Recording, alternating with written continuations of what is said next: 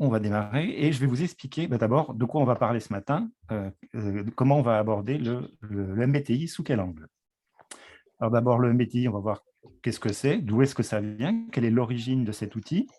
Et on verra notamment que le MBTI, qui a été créé par Myers et Briggs, hein, c'est la signification des lettres M et B dans l'acronyme, est basé sur un modèle de la personnalité qui a été créé par Carl Jung, dont je dirai quelques mots. On parlera évidemment des fameuses... Ah, je crois qu'il y a du bruit chez Géraldine. Géraldine, si vous pouvez, s'il vous plaît, fermer votre micro. Merci.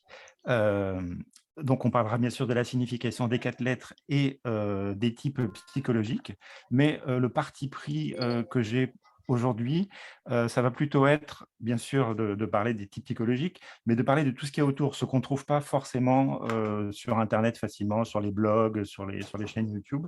C'est finalement, d'une part, d'où ça vient, et d'autre part, qu'est-ce qu'on peut en faire? Parce qu'une fois qu'on connaît les 4 lettres, très bien, mais comment aller plus loin? Comment utiliser dans sa vie aussi bien professionnelle que personnelle, cet outil très riche, qu'est, le MBTI. Donc on va voir à quoi ça sert et puis comment aller au-delà, et il y a pour ça un aspect dynamique dans le MBTI. Contrairement à ce qu'on pourrait croire quand on remplit le questionnaire et qu'on a une réponse en 4 lettres, et qu'on voit un beau tableau, de 4 sur 4.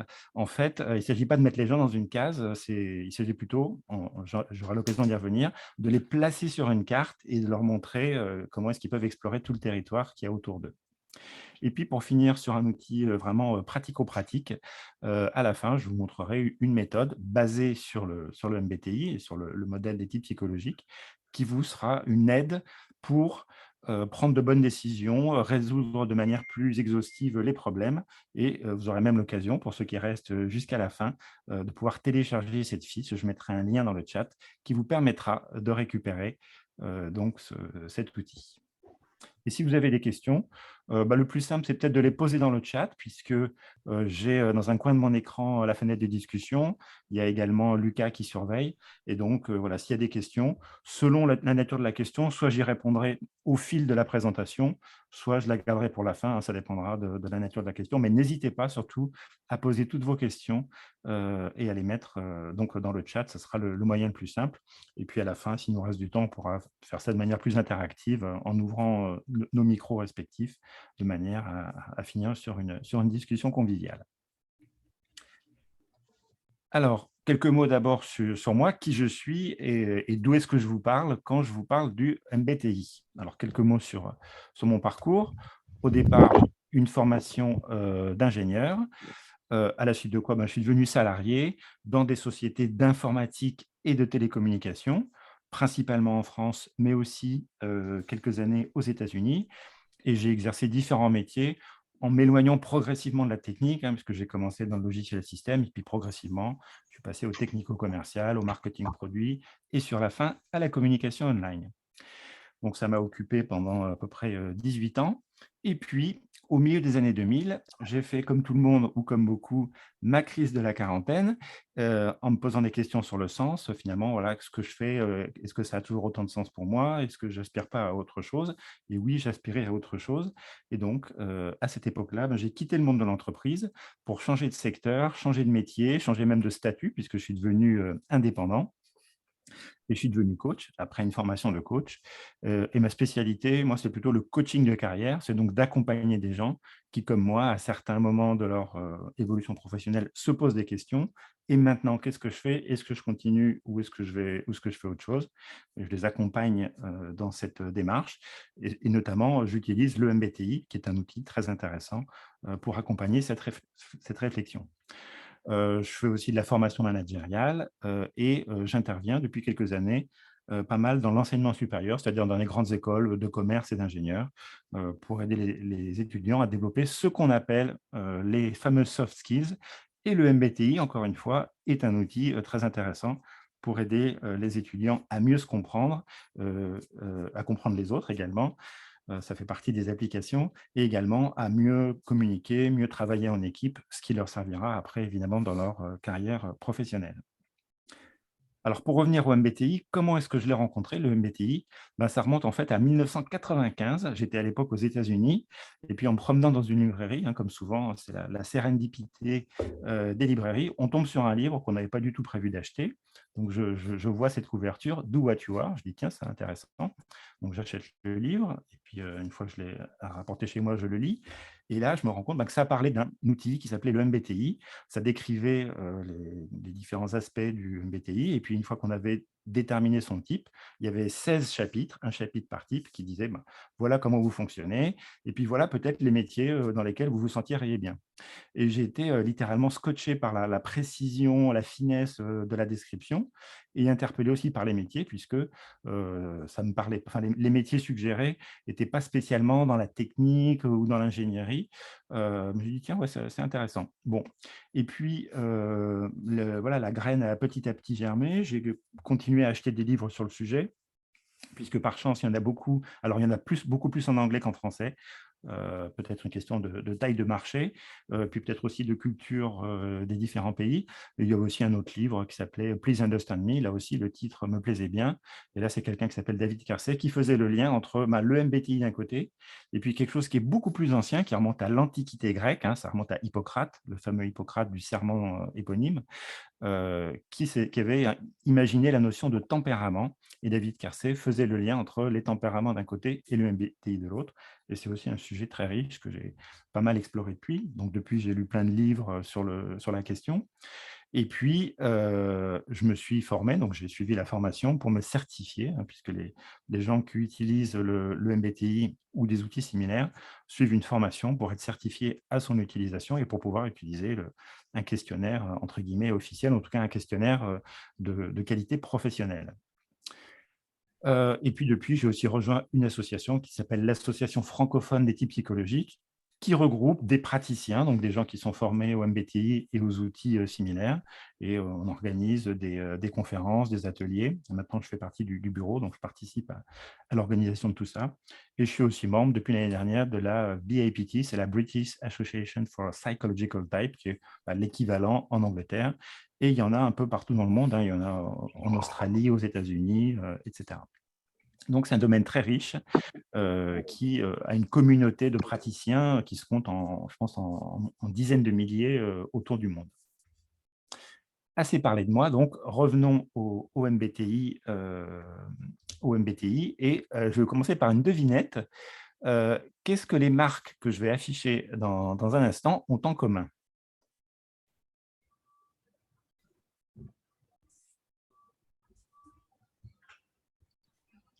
Alors, en fait, ce qu'elles ont en commun, c'est que ce sont des marques qui sont devenues des noms communs. Hein, si je dis, oh là là, j'ai besoin de me moucher, il me faut un Kleenex, ou passe-moi le sopalin, eh bien, en fait, on utilise une marque comme un nom commun. On dit Kleenex pour mouchoir en papier, on dit sopalin pour essuie-tout, on dit frigidaire pour réfrigérateur, mais même si la marque de l'objet en question n'est pas celle qui apparaît là. Mais le MBTI, c'est un peu la même chose. Voilà, exactement, Nathalie, ce sont des marques devenues des noms communs. Euh, et le MBTI fait partie de ces marques. On dit j'ai passé le MBTI, même si ce qu'on a passé, en fait, ce n'est pas le vrai, en tout cas l'original, le MBTI, puisqu'il y a un certain nombre de dérivés. Alors, je vais vous dire quels sont notamment les autres outils. Bon, il y a le MBTI, évidemment, qui est édité par une société qui s'appelle, sans surprise, de Myers-Briggs Company. Il faut savoir que c'est un nom récent, hein. Avant, il s'appelait CPP aux États-Unis, OPP en Europe. Et puis, ils ont décidé de mettre sur le devant de la scène le fait que le MBTI, c'est eux. Donc, ils ont changé de nom pour s'appeler de Myers-Briggs Company, même s'ils ont d'autres produits, d'autres questionnaires à leur catalogue. Donc, c'est le plus connu, c'est le nom que tout le monde utilise. Il y en a un autre qui s'appelle le Golden, du nom de son créateur, qui s'appelait John Patrick Golden, qui est édité par une autre société qui s'appelle Pearson, et qui est similaire. Il est basé sur le même modèle, il a un autre questionnaire, il utilise presque les mêmes lettres, mais en tout cas, le principe est le même. Et puis en France, il y en a aussi un qui s'appelle le CCTI. CCTI, ça veut dire Covin Caillou Type Indicator. Donc, il a été créé par Pierre Covin et Geneviève Caillou, donc d'une société qui s'appelle Osiris Conseil. Bon, je ne vais pas rentrer dans l'historique de tous ces questionnaires, mais en fait, ce qu'il faut savoir, c'est qu'ils ont tous la même source, hein, qui sont les travaux de Carl Gustav Jung. Ça, c'est des questionnaires professionnels, donc utilisés par des coachs, des formateurs. Mais il y a des questionnaires gratuits sur Internet de qualité inégale. Alors, le plus connu, c'est 16 Personalities, que vous connaissez certainement, alors qui est sympathique parce qu'il est coloré, il est ludique, ils ont donné des petits noms sympas comme voilà, le médiateur, l'avocat, le consul, l'aventurier, etc. Il existe en français, bien entendu.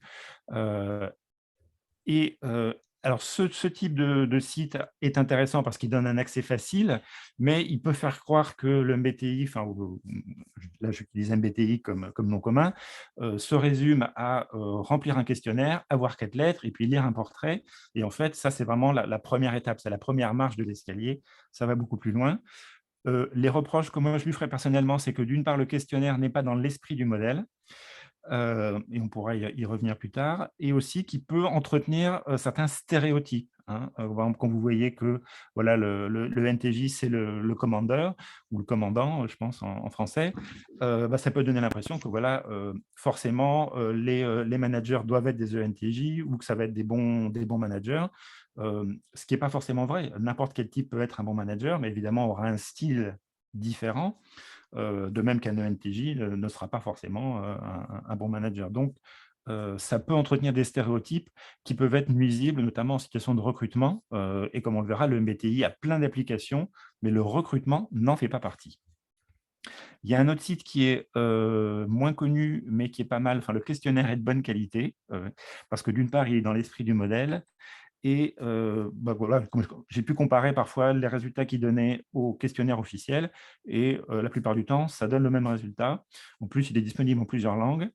Par contre, ce site commet la même erreur que beaucoup de gens. Là, il y a un mot qui apparaît 6 fois, j'ai compté sur la page, c'est le mot test.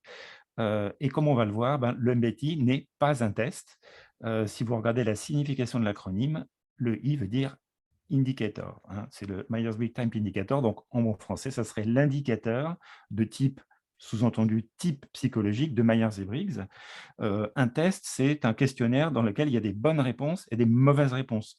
Quand vous voulez mesurer votre niveau en anglais, vous passez le TOEIC et vous avez un score en fonction du nombre de bonnes réponses. Quand vous passez le test du code de la route, bah, si vous n'avez pas assez de bonnes réponses, vous n'avez pas le code et vous n'avez pas le permis. Donc ça, c'est des tests parce que ça sert à mesurer une compétence. Le MBTI n'est pas un test parce qu'il ne mesure pas une compétence. Il n'y a pas de mauvaises réponses, il n'y a que des bonnes réponses. Ce sont vos réponses. Ça sert à identifier vos préférences. Hein. Donc, c'est important de faire la distinction. Alors, je sais que par abus de langage, on dit j'ai passé le test du MBTI. Mais voilà, c'est important de le savoir. Le I veut dire indicateur, sinon ça s'appellerait le MBTT, mais non, ce n'est pas le type test, c'est le type indicator. Donc ça, c'est important. Mais bon, je vous pardonne si vous utilisez le mot test. Des abus de langage, il y en a beaucoup. Alors, indicateur de type de Myers-Briggs. Donc, Myers-Briggs, c'est quoi? C'est le nom des 2 personnes qui l'ont inventé. Et c'était 2 femmes, hein, Katharine Briggs et Isabelle Myers. Alors, pour la petite histoire, elles ont créé ce questionnaire pendant la guerre, hein, dans les années 40. Alors, pourquoi avoir créé ce questionnaire pendant la guerre? Parce que c'est en 1941 qu'elles ont commencé à travailler sur la question. Les États-Unis rentraient en guerre dans les années 40, hein, après Pearl Harbor. Et qu'est-ce qui se passe à ce moment-là? Les hommes partent faire la guerre, et comme il faut quand même que le pays continue à tourner, les femmes vont travailler. Alors que jusqu'à maintenant, il y avait quand même pas mal de Desperate Housewives aux États-Unis. Et puis, au moment de la guerre, elles se mettent à aller travailler. Et Katharine Briggs et Isabelle Mayer se disent, pour que d'une part que les femmes soient heureuses dans leur nouvelle activité, et en plus que l'économie tourne au mieux, ça serait bien que les femmes, et puis les hommes aussi, par la même occasion, soient dans des métiers dans lesquels vraiment elles donnent le meilleur d'elles-mêmes parce qu'elles vont s'épanouir, ça va être vraiment en phase avec leur personnalité. Et elles ont cherché ce qui existait. Et à l'époque, il n'existait rien. Hein. Donc, les femmes qui allaient travailler dans les usines d'armement, il n'y avait pas de questionnaire d'orientation, pas d'Internet évidemment. Et donc, qu'est-ce qu'elles ont fait? Katharine Briggs et Isabelle Mayer se sont dit, puisque rien n'existe, on va créer un outil. Hein. Et pour créer l'outil, elles se sont basées sur un livre de Carl Gustav Jung, dont je vais vous parler à l'instant. Donc, Carl Gustav Jung, c'était un psychiatre suisse, né en 1875 et mort en 1961. Alors, il est moins connu que Freud, par exemple. Hein. Freud, tout le monde connaît Sigmund Freud. Carl Jung est moins connu, notamment en France, pour des raisons culturelles et historiques sur lesquelles on n'a pas le temps de s'étaler aujourd'hui. Alors, il faut savoir, là aussi pour la petite histoire, que les 2 hommes se sont bien connus. Freud était plus âgé, il avait une vingtaine d'années, pas tout à fait de plus que Jung. Et quand Jung est devenu psychiatre donc, à Zurich en 1930, donc au début du XXe siècle, il avait entendu parler des travaux de Freud sur la psychanalyse, et donc il lui a écrit des lettres, et puis les hommes se sont rencontrés, et ils sont devenus très amis, parce qu'au début, ils étaient vraiment complètement en phase sur leur vision de la psychologie, etc., de la personnalité. Mais graduellement, ils étaient de moins en moins d'accord. C'est-à-dire que quand Jung était jeune psychiatre, il était plein d'admiration pour Freud, et puis Freud voyait d'un bon œil ce jeune homme brillant s'intéresser à ses théories. Mais Jung, étant très, très fécond d'un point de vue réflexion et créativité comment dire, scientifique, a écrit plein de livres. Et au fur et à mesure qu'il développait ses propres idées, ça s'écartait de Freud. Et donc, à la fin, ils n'étaient plus d'accord sur le contenu de l'inconscient, la nature de la libido, la signification des rêves. Enfin, ils n'étaient plus d'accord. Et Freud ne supportait pas ça. Freud, il disait, moi, c'est ma théorie, c'est comme ça, c'est pas autrement, il n'y a pas de discussion. Et à la fin, c'est Freud qui a dit à Jung, bon, bah, c'est plus la peine qu'on s'écrive, voilà, on ne se parle plus. Et ça a énormément ébranlé Jung, qui s'est dit, mais qu'est-ce qui s'est passé? Pourquoi est-ce qu'on... D'accord, on n'était pas d'accord sur le fond, mais ça ne suffit pas à expliquer notre brouille. Et il s'est dit, bah, finalement, on ne fonctionnait pas pareil. Et ça l'a incité à réfléchir au fonctionnement de la personnalité. Et donc, comme il était psychiatre, il avait plein de patients sous la main, il observait les gens autour de lui, et puis il s'observait lui-même, hein, il était très porté sur l'introspection. Et ça l'a amené à publier en 1921 un livre qui s'appelait L'équipe psychologique. Enfin, il s'appelait, en fait, là, c'est le titre français, hein, le livre était écrit en allemand, puisqu'il était né à Bâle et il travaillait à Zurich. L'allemand était sa langue maternelle. Donc, il publie en 1921 L'éthique psychologique. Et le lien avec donc, Myers et Briggs, c'est que Jung publie ce livre en 1921, qui est traduit en anglais en 1923. Dans les années 40, Myers et Briggs découvrent le livre et elles disent bah, on va en faire un questionnaire. Voilà. Et c'est le fameux MBTI que vous avez entendu parler. Alors d'ailleurs, je me pose la question, quels sont ceux parmi vous qui connaissent déjà leur type, parce qu'ils ont déjà fait ne serait-ce qu'un questionnaire gratuit sur Internet. Ça m'intéresse, si tu peux mettre dans le chat, voilà, ceux qui sont déjà familiers avec les fameuses 4 lettres E, I, S, N, T, F ou J, P.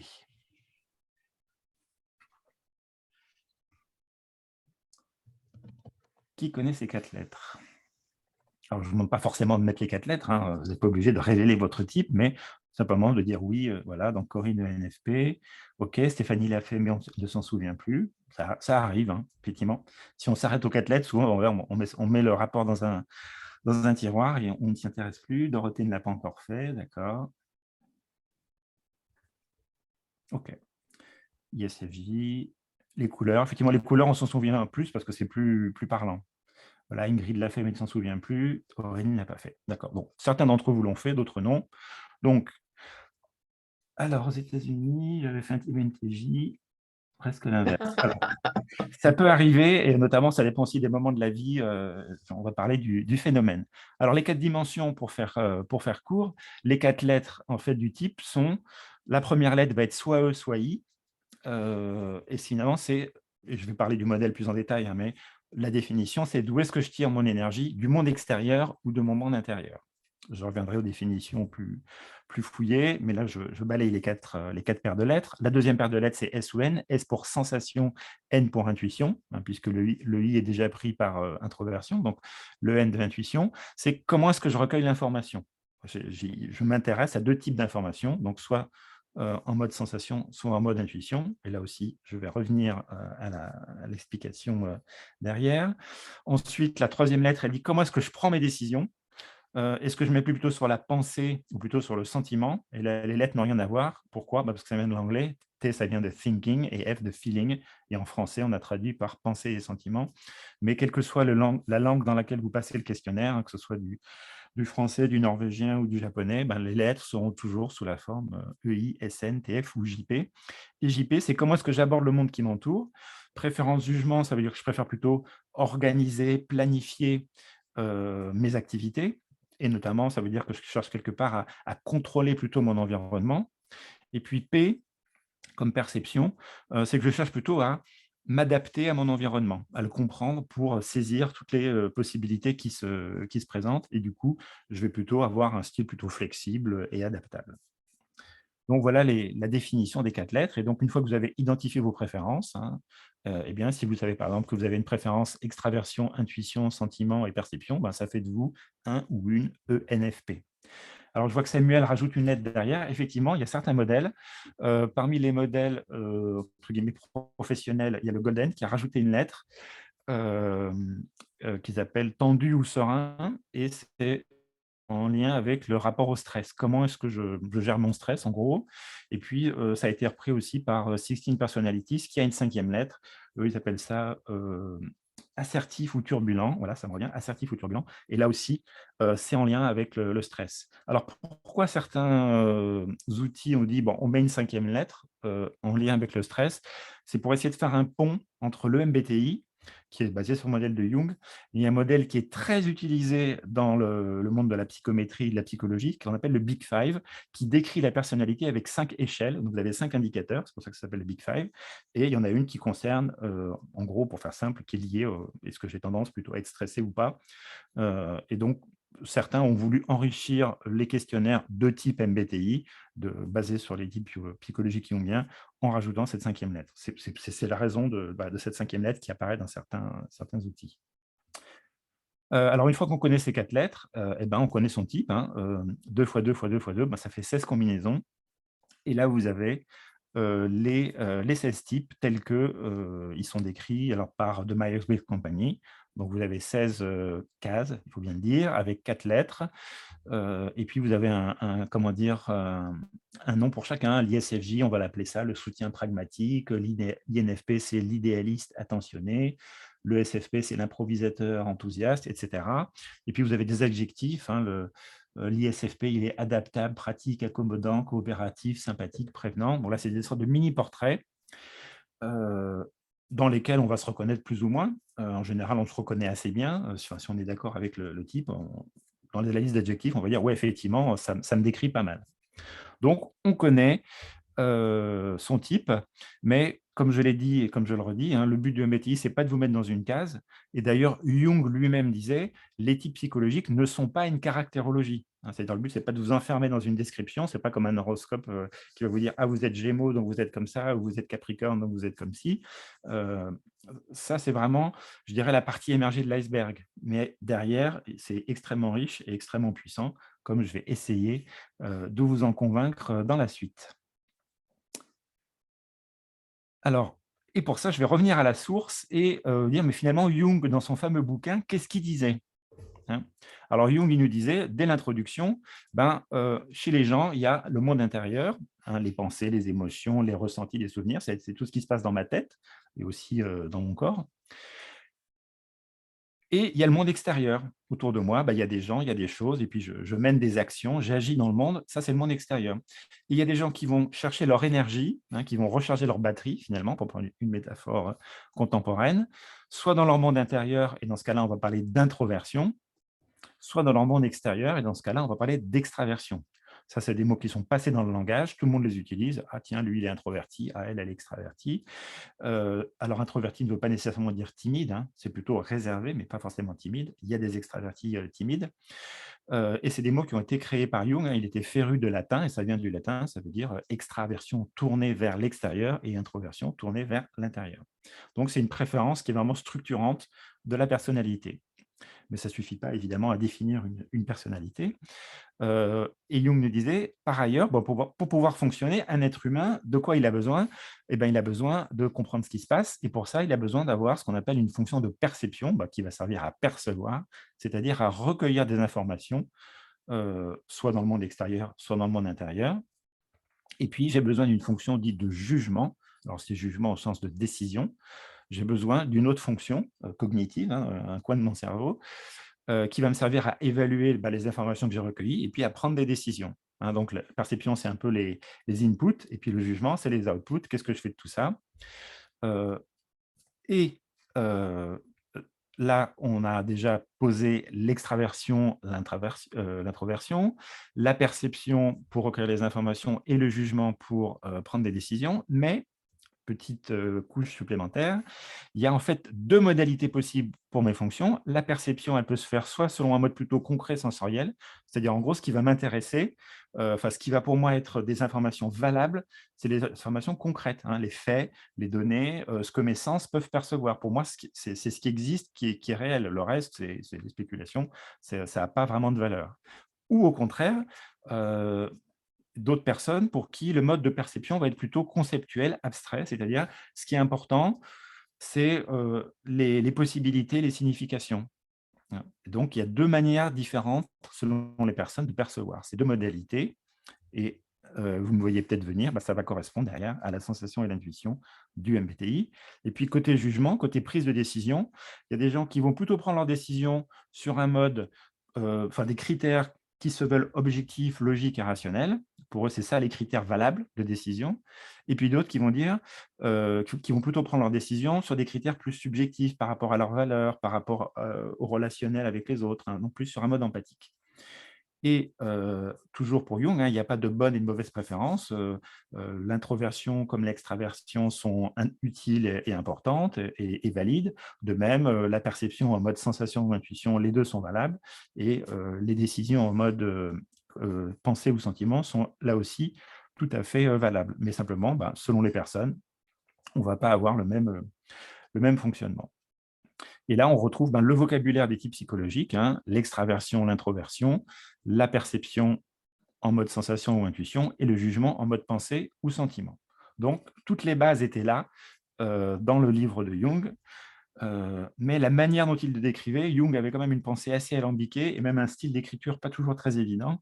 Et donc, il fallait un peu se creuser la tête. Et là, ce qu'on va voir, c'est comment est-ce que Myers et Briggs sont passés de ça, qui était assez complexe, à leur questionnaire. Et c'est quelque part, je dirais, le génie de Myers et Briggs d'avoir rendu ça accessible de manière simple.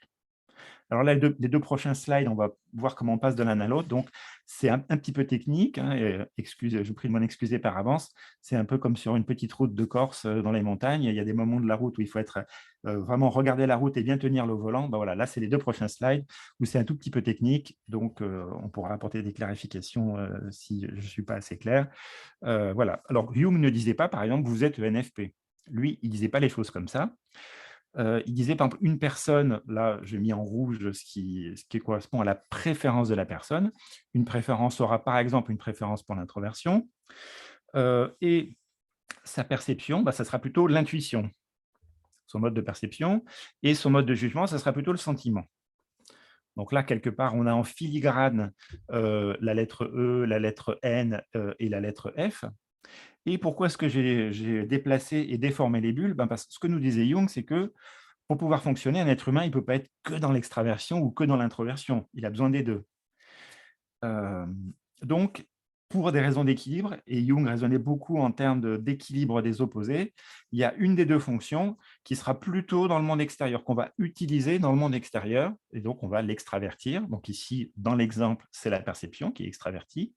Et l'autre fonction, elle va plutôt fonctionner dans le monde intérieur. Comme ça, on a un pied dans le monde extérieur, un pied dans le monde intérieur, et on peut fonctionner. Donc ça, c'est la première distinction. Hein. On a une fonction plutôt extravertie, l'autre plutôt introvertie. Et chez d'autres personnes, ça sera l'autre. Hein. Ce n'est pas forcément la perception qui est extravertie. Et deuxième distinguo, vous voyez qu'il y a une bulle qui est plus grosse que l'autre, et l'autre qui est plus petite. Hein. La perception a une grosse bulle et le jugement une petite bulle. Pourquoi? Parce que c'est comme dans un avion de ligne où il y a un pilote et un copilote, il ne peut pas y avoir deux pilotes dans la psyché. Il faut forcément qu'il y en ait un qui soit le pilote et l'autre qui soit le copilote. Et c'est ce que nous disions, il y a une fonction qui va être dominante par rapport à l'autre, et d'ailleurs, devinez quoi, on l'appelle dominante, et l'autre qui va lui servir d'auxiliaire, hein, et on l'appelle justement la fonction auxiliaire. Donc, les fonctions, finalement, elles doivent se répartir entre l'introversion et l'extraversion, et puis qui va être le chef et qui va être l'adjoint. Mais sans se marcher sur les pieds. Il ne peut pas y avoir de chef, elles ne peuvent pas être toutes les deux à l'intérieur ou toutes les deux à l'extérieur. Donc, elles se répartissent différemment selon les individus. Et donc, le type psychologique, tel que Jung le décrivait, encore une fois, il ne dirait pas « vous êtes ENFP », il dirait « vous êtes intuition extravertie », il dit d'abord la dominante, avec le sentiment introverti. Et il nomme ensuite l'auxiliaire. Hein, donc ENFP, pour lui, c'était intuition extravertie avec sentiment introverti. Et donc, le type psychologique tel que Jung l'a décrit, ben, c'est la combinaison d'une fonction de perception, sensation ou intuition, et de jugement, pensée ou sentiment. Et il y en a une qui est dominante et qui va être soit extravertie, soit introvertie, et l'autre qui va être auxiliaire et qui sera de nature différente, puisque c'est l'autre, et d'orientation opposée, puisque si la place est déjà prise à l'extérieur, elle va se mettre à l'intérieur, et vice-versa. Voilà. Donc, c'est comme ça que Jung décrivait les types psychologiques. Et Myers et Briggs, qu'est-ce qu'elles ont fait? Enfin, quand elles ont vu le livre de Jung, elles ont dit, bon, ben, si j'ai bien compris, il y a 8 possibilités pour la dominante. Ça peut être la sensation, ou l'intuition, ou la pensée, ou le sentiment, et qui vont être soit extravertis, soit introvertis. Et ça laisse plus que 2 possibilités pour l'auxiliaire, qui va être de nature différente et d'orientation opposée. Donc, si par exemple votre dominante c'est TE, pensée extravertie, votre auxiliaire c'est forcément sensation introvertie ou intuition introvertie.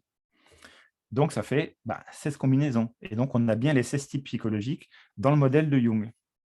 Et encore une fois, le génie de Myers et Briggs, pour reprendre l'exemple de tout à l'heure, c'est de se dire, puisque ça serait compliqué de faire un questionnaire pour identifier la dominante, 8 possibilités, et l'auxiliaire, on va séparer le problème de manière très simple. On va dire, OK, d'abord, c'est quoi l'orientation de la dominante? Extraversion ou introversion? La lettre E, oui. C'est quoi la fonction de perception préférée? Sensation ou intuition, sans se préoccuper à ce stade de savoir si elle est dehors ou dedans. C'est quoi la fonction de jugement préférée? Pensée ou sentiment, sans se préoccuper non plus à ce stade de savoir si elle est dehors ou dedans. Et puis, dernière réponse, il faut quand même avoir la réponse un jour, c'est laquelle est utilisée dans le monde extérieur. Et c'est la raison de la 4e lettre. Il y a des gens qui disent la 4e dimension n'était pas dans le modèle de Jung, Myers et Briggs l'ont rajouté. En fait, ce n'est pas vrai. C'est simplement qu'elles ont découpé le problème en petits problèmes plus simples. Et c'est comme ça que le MBTI et tous les questionnaires sont construits. Vous avez une série de questions. Certaines questions vous demandent de choisir A ou B pour voir votre dominante, est-ce qu'elle est plutôt extravertie ou introvertie. Vous avez d'autres questions qui vous cherchez à identifier est-ce que votre fonction de perception, c'est la sensation ou l'intuition. Une série de questions par rapport à la pensée ou au sentiment. Et une autre série de questions, enfin, sur laquelle est extravertie sous la forme jugement ou perception. Et une fois qu'on a les 4 réponses, eh bien, on peut passer comme ça à ça. Donc, ENFP, c'est l'équivalent chez Jung de intuition extravertie avec sentiment introverti.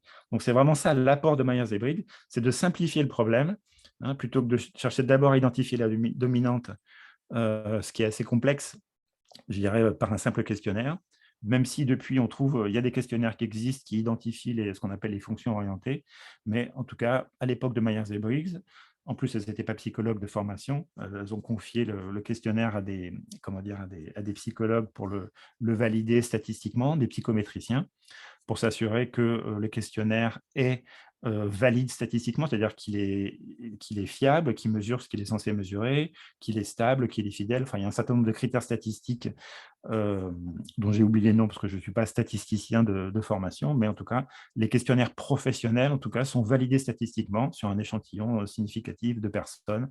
Et puis, il y a un certain nombre de tests qui servent à vérifier que c'est correct.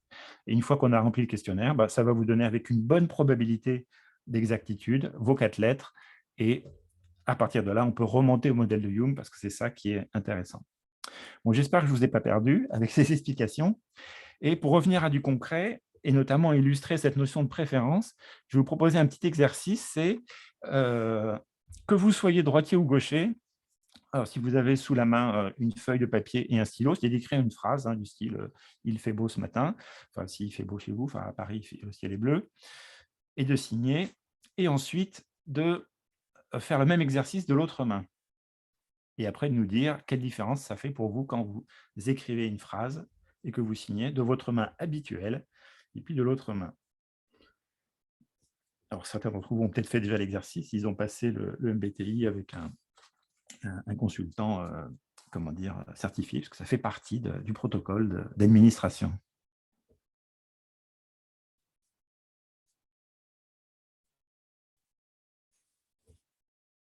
Est-ce que vous avez fait l'exercice? Ça ne doit prendre que quelques secondes. Je regarde si on a des réunions. Oui. Alors, Géraldine, qu'est-ce que ça quel effet ça, Nathalie aussi l'a fait. Voilà. C'est quoi la différence, le ressenti quand on écrit de sa main habituelle et puis de l'autre main? Comment on se sent? Deux personnes différentes, ouais. C'est difficile d'écrire de l'autre main, notamment. Oui, la première partie, j'imagine qu'elle est facile, mais c'est la deuxième partie qui est difficile. C'est illisible, voilà, on ne reconnaît pas son écriture, on est maladroit quand on utilise l'autre main, c'est difficile, ouais. C'est lent, oui, on est très lent, on est laborieux, hein, on doit vraiment réfléchir. Ah là là, mais comment je fais? Je forme la lettre, et on n'est pas précis. Voilà, donc là, ça illustre bien la différence entre quand on fonctionne selon notre préférence, par exemple, je suis droitier, j'écris vite, j'écris bien, je reconnais mon écriture, je reconnais ma signature, je ne me pose pas de questions. J'écris, je fais ce que j'ai à faire. Et quand je change de stylo, quand je change de main plutôt, eh bien, j'y arrive, bien sûr, mais ça me demande un effort. C'est pas rapide, c'est fatigant. Si je devais écrire toute la journée de l'autre main, bah, à la fin, j'aurais une crampe au poignet. Je me sens maladroit, j'ai l'impression d'être un bébé qui réapprend, enfin un enfant qui réapprend à écrire. Et ben, ça va être exactement pareil avec les préférences du MBTI. Quand on fonctionne selon nos préférences, il n'y a pas de problème, c'est spontané, c'est fluide, on se sent compétent.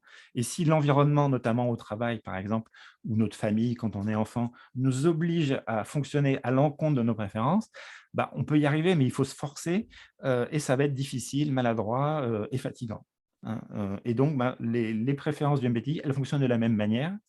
Et il y a une autre analogie, c'est que le fait d'être droitier ou gaucher, on ne choisit pas, c'est inné, hein. Quand vous prenez un enfant, un jeune enfant, et vous lui mettez un crayon et une feuille de papier, il dit « vas-y, dessine-moi une maison », il va prendre spontanément le stylo ou le crayon de la main droite ou de la main gauche sans se poser de questions. Et ça ne va pas changer. Il ne va pas à 20 ans dire « tiens, bah, maintenant, je décide de devenir gaucher, et puis à 40 ans, je vais redevenir droitier ». Non, on garde une préférence.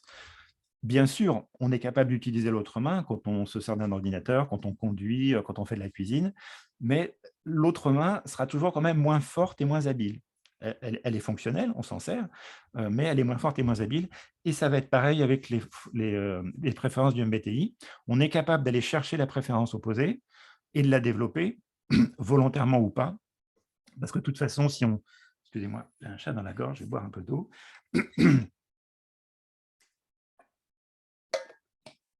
Donc, qu'on le veuille ou non, les fonctions, je dirais, endormies vont se réveiller. C'est notamment ce qui se produit vers la crise du milieu de la vie. Les fonctions négligées se disent « coucou, on est là, il faut t'occuper de nous ».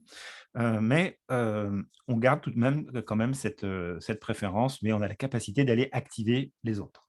Donc, c'est ça aussi l'intérêt, la dynamique du MBTI. Alors, donc, ça illustre la différence entre la zone de confort, les préférences personnelles, et puis les demandes de l'environnement, travail ou famille, qui nous demandent de sortir de notre zone d'effort. Donc, dans le MBTI, comme on l'a vu, il y a 4 dichotomies. L'extraversion ou l'introversion qui me dit où est-ce que je puise mon énergie, la sensation ou l'intuition qui sont ce qu'on appelle les fonctions de perception, comment je recueille l'information, la fonction de jugement qui est la pensée ou le sentiment, sur quels critères je prends mes décisions, et puis la 4e dichotomie, comment j'aborde le monde extérieur, jugement ou perception. Alors pourquoi est-ce que on dit que les gens qui ont une préférence jugement sont en général des gens assez carrés, organisés, structurés, qui aiment bien planifier. Et puis les gens qui ont une préférence perception sont plutôt flexibles, adaptables, et puis parfois partent un peu, sont pas toujours très structurés. Bah parce que quand j'utilise dans le monde extérieur ma fonction de jugement, c'est-à-dire que j'aime bien prendre des décisions par rapport à mon environnement, hein, et je prends mes décisions finalement, ça revient à contrôler mon environnement. Donc, quand j'utilise ma fonction de jugement, de décision dans le monde extérieur, je vais avoir tendance à chercher à contrôler mon environnement et mes activités. Quand, à l'inverse, dans le monde extérieur, j'utilise la perception, ben, je vais finalement chercher à comprendre mon environnement en utilisant ma fonction de perception préférée.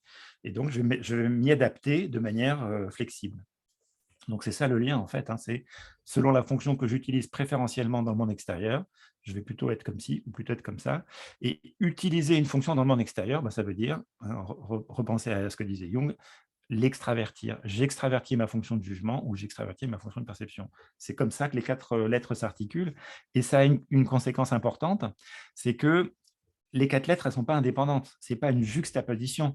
Je ne suis pas E plus N plus F plus P. je suis, alors le cœur de mon type, c'est les 2 lettres du milieu, hein, l'intuition et le sentiment, par exemple, mais les 2 lettres du bout, l'extraversion à un bout ou l'introversion et puis le jugement et la perception, elles vont modifier le fonctionnement de mes lettres. Laquelle est dominante, laquelle est auxiliaire, laquelle est extravertie, laquelle est introvertie. Donc, quand je change une lettre, enfin, pour la première ou la dernière, je modifie l'agencement des fonctions dans ma psyché. Hein. Donc, c'est vraiment qu'une molécule chimique. Les propriétés des 4 lettres se combinent pour faire un produit unique. Mais si je change une lettre ou un atome dans une molécule, je vais changer pas mal les propriétés de la molécule. Hein. C'est un peu ça l'analogie qu'on pourrait faire. Juste, pardon Lionel, Oui, pour moi, c'est un peu complexe. En fait, ce que tu es en train de dire, c'est qu'on ne peut pas changer comme ça une lettre et que ça ne change qu'une partie. Mais ce que je n'ai pas vraiment compris, c'est ce que tu as là. Je n'ai pas très bien compris entre le milieu, enfin, où on est sensation, intuition ou pensée et sentiment. ouais. Qu'est-ce que, je veux dire, quand on change, par exemple, extraversion en introversion, tu as l'air de dire que ça impacte aussi sur cette partie-là. Je suis désolée. Ça va changer l'expression, en fait. Ça va changer l'expression de… Alors, le cœur du type, hein, le cœur de notre fonctionnement, c'est les 2 lettres du milieu. Tous les gens qui ont, par exemple, N et F dans leur type, ils ont quand même des points communs, quelle que soit la première et la dernière lettre par ailleurs. Mais ce qu'on va changer la première et la dernière lettre, c'est l'expression de ces fonctions. Par exemple, un INFP et un ENFP, ils ont les mêmes fonctions, mais celle qui est dominante chez l'un est auxiliaire chez l'autre et vice-versa. Donc, ça va modifier leur fonctionnement. Leur personnalité ne sera pas la même. Un INFP et un ENFP, ils ont des points communs, mais ils ont pas, voilà, ils sont clairement différents quand on les fréquente. Hein. Et même chose, si tu remplaces, j'ai un INFP, INFJ, ça sera un INFP et un INFJ, ce n'est pas juste un INF qui est organisé ou flexible. C'est beaucoup plus profond que ça, en fait, la différence entre les deux. Je te, je te remercie parce que c'est un peu ce qui m'est arrivé d'avoir une personne, tu vois, qui avait la première lettre qui était différente de la mienne. Et je pensais que c'était que ça qui était différent, mais je comprends que ça impacte globalement toute la personnalité. Merci beaucoup. Effectivement, voilà, entre un INFP et un ENFP, ce n'est pas un NFP extraverti ou introverti, parce qu'ils n'ont pas la même dominante déjà. Donc, ils ne vont pas avoir du tout le même mode de fonctionnement. Enfin, ils auront des similarités, mais ils auront quand même des différences fondamentales. Donc, c'est ça la richesse aussi du MBTI. On part de 4 lettres, comme je disais, c'est la première marche de l'escalier ou la partie émergée de l'iceberg. Mais quand on creuse, c'est tout un univers extrêmement riche qui s'ouvre. Et alors, au passage, les échelles hein, ou les scores, quand on remplit le questionnaire et qui vous dit 78%, 23%, ça ne va pas dire si on est plus ou moins fortement de telle ou telle préférence, ça dit la clarté. Parce que, comme je vous l'ai dit, les questions, admettons que dans un questionnaire, il y ait 20 questions qui concernent la préférence sensation-intuition, et si vous avez 80% des réponses qui vont du côté sensation, ça ne veut pas dire que vous êtes à 80% dans la sensation et à 20% dans l'intuition, ça veut dire que c'est plutôt clair, voire très clair, que votre préférence, c'est sensation. Si vous êtes à 55-45, ça veut dire que pour vous, c'est moins clair. Donc, les échelles ou les scores en pourcentage mesurent la clarté des préférences et pas leur intensité ou la fréquence avec laquelle vous utilisez les préférences. Alors, maintenant, on va voir les applications parce que c'est intéressant de savoir, OK, maintenant que je connais mes lettres, qu'est-ce que j'en fais? Alors, il y a plein d'applications, c'est pour ça que ça va être écrit un peu petit. Les premières, c'était l'intention initiale de Myers-Briggs, hein, c'est dans quel métier je pourrais m'épanouir et quelles seraient mes zones de confort et mes zones d'effort. Ce qui veut dire que n'importe quel type peut faire n'importe quel métier, mais évidemment, il y a certains aspects du métier qui seront plus ou moins confortables pour une personne. Donc, ça ne va pas vous permettre de dire si elle sera performante ou pas, mais c'est est-ce qu'elle se sentira bien dans ce métier ou pas. Donc, ça, c'est la première utilisation qui avait été prévue par MBTI, c'est pour ça que par Myers-Briggs, c'est pour ça que je l'utilise en bilan de compétences notamment, sachant que ce n'est pas déterministe, hein, ça ne vous dit pas vous devez faire tel métier ou vous êtes fait pour tel métier, mais allez regarder de ce côté-là, peut-être que vous pourrez trouver des métiers intéressants. Ça permet de mieux se comprendre. Pourquoi je fonctionne comme ça? Pourquoi est-ce que j'ai réagi comme ça? Parce que notamment le MBTI permet de comprendre Pourquoi certains types de situations sont stressants? En gros, c'est quand la situation m'oblige à aller contre mes préférences. Hein, un introverti qu'on oblige à travailler dans un open space et sans arrêt, d'avoir des gens qui viennent le voir, l'interrompre pour lui poser des questions, il va y arriver, mais ça va être hyper fatigant pour lui. Ou un extraverti qui s'est retrouvé confiné tout seul chez lui dans son studio et qui pouvait voir personne pendant plusieurs mois, c'était hyper stressant pour lui. Ah, donc c'est quand l'environnement m'oblige à aller contre mes préférences, c'est ça qui va être stressant. Et la réaction que je vais avoir, elle va être liée à mon type psychologique. Je ne vais pas réagir de la même manière au stress, selon que je suis INFP, ESTJ, je ne vais pas réagir pareil. Il y a des gens qui vont devenir très émotionnels ou des gens qui, au contraire, vont devenir tout d'un coup assez rigides et très cartésiens, des gens qui vont se noyer dans les détails, des gens qui vont se faire des films catastrophes. Mais on a chacun notre style de stress et notre profil MBTI permet de le comprendre. Donc, c'est intéressant aussi pour ça. Une fois que j'ai compris le modèle, du coup, je vais comprendre comment fonctionne mon conjoint, mon collègue, et ça peut me permettre de m'adapter, déjà d'accepter qu'il soit différent, et puis de m'adapter, de mieux communiquer avec lui. Parce que je ne vais pas chercher à convaincre un ISTJ et un ENFP avec les mêmes types d'arguments, et je ne vais pas les présenter de la même manière. Pourquoi c'est très utilisé en entreprise? Parce que ça permet de comprendre aussi les styles de management. Pourquoi il y a des managers qui sont plutôt directifs et d'autres qui sont plutôt consensuels? Comment est-ce que j'aborde le changement? Est-ce que je suis plutôt moteur de changement ou plutôt méfiant vis-à-vis du changement? Est-ce que je vais plutôt aborder le changement en y réfléchissant ou alors en agissant? Ça permet de s'adapter à d'autres types de personnalités, hein, parce qu'en entreprise, on ne choisit pas ses collègues, donc ils ont la personnalité qu'ils ont. Ça donne aussi des clés pour mieux résoudre les problèmes et puis pour aussi mieux travailler en équipe. C'est utilisé en coaching relationnel, hein, c'est même utilisé parfois en coaching de couple. Comme c'est une femme qui me disait que le métier avait quasiment sauvé son couple parce que son mari, qui était très différent d'elle, ce qui est souvent le cas, au début, la différence, c'est fascinant, c'est rigolo. Puis avec le temps, ça peut devenir agaçant et puis à la fin, ça peut devenir carrément source de conflit. Et elle a eu l'occasion en entreprise de passer le MBTI et du coup, elle se l'a donné des clés pour comprendre son mari et elle a compris que s'il était comme il était, c'est pas parce qu'il était méchant ou bête ou qu'il lui en voulait, c'était pas pour l'embêter, c'est qu'il n'était pas câblé pareil. Et du coup, elle a beaucoup mieux accepté la différence. Et la bonne nouvelle, c'est que les gens différents, ils nous montrent notre chemin de développement. Ils nous montrent là où nous, on peut se développer. Hein, donc, surtout, fréquenter des gens différents, ça peut être un challenge au début, mais c'est aussi, quelque part, les gens qui nous énervent le plus sont nos meilleurs professeurs. Hein.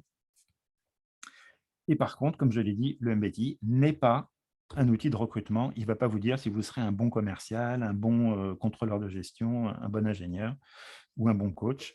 Il y a pas de corrélation. Ça ne permet pas de prévoir la performance au travail. Et comme le disait Isabelle Myers elle-même, hein, il n'y a pas de type idéal pour être un bon chef. L'armée américaine était venue la voir quand ils avaient eu vent de ce nouvel outil, parce qu'ils sont toujours à l'affût des nouveautés. Ils lui ont dit « Ah, vous allez pouvoir nous dire quels sont les bons meneurs d'hommes ?» Et elle a dit « Non, non, ça ne marche pas comme ça. Il n'y a pas de type idéal pour être un bon chef. » Je ne sais pas si tu as vu, pardon, et si tu veux répondre maintenant, Lionel, Géraldine a demandé, puisque tu Oui, parlais d'orientation, à partir de quel âge finalement on pourrait s'en servir. Je pense qu'elle parle d'orientation scolaire, enfin, ou de, voilà, je ne sais pas si tu l'avais vu. oui, l'orientation scolaire, effectivement, le MBTI, on peut l'utiliser en gros de l'adolescence, je dirais ouais, enfin, de la fin du lycée, quoi, ouais, du lycée jusqu'à, il y a pas d'âge, c'est pas comme Tintin, c'est pas de 7 à 77 ans, c'est plus, je dirais, de 17, voilà, quand on est en première, on peut passer le MBTI, même si à l'adolescence, c'est encore un âge où évidemment on se cherche, on se définit, parfois par rejet du modèle parental ou par adhésion au profil des copains, mais on peut l'utiliser. On peut l'utiliser, voilà, à partir du niveau lycée, je dirais. Alors, un petit point sur le fait qu'en fait, le MBTI, quand Jung a inventé son modèle, le cerveau, c'était une boîte noire. Hein. On avait l'idée que le cerveau sécrétait en gros la pensée et la conscience, mais on ne savait pas trop un neurone, à quoi ça sert, comment ça marche. Mais depuis, évidemment, les neurosciences s'y sont intéressées. Et il y a notamment un chercheur américain qui s'appelle Dario Nardi, alors il n'est pas le seul, mais c'est celui que je connais, qui s'amuse à faire passer des électroencéphalogrammes à des gens qui connaissent leur type, leur profil MBTI. Et il leur fait faire des exercices, réciter enfin lire un texte, regarder des photos, écouter de la musique, faire un calcul mental et cetera. Et puis il mesure, pendant cette séquence qui dure, entre 20 minutes et une demi-heure, il enregistre toute leur activité cérébrale avec donc des électrodes, hein, ça ressemble à un bonnet de bain avec des fils. Il vous met un gel conducteur sur la tête, il vous met le bonnet de bain avec les fils reliés à son ordinateur, et puis ça enregistre toute votre activité cérébrale. Et ensuite, il fait une analyse statistique, et avec l'analyse statistique, il en déduit une sorte de câblage cérébral, c'est-à-dire qu'en gros, statistiquement, les zones du cerveau qui s'activent en même temps, bah, c'est qu'elles sont reliées par un chemin neuronal. Donc, il en déduit le câblage du cortex.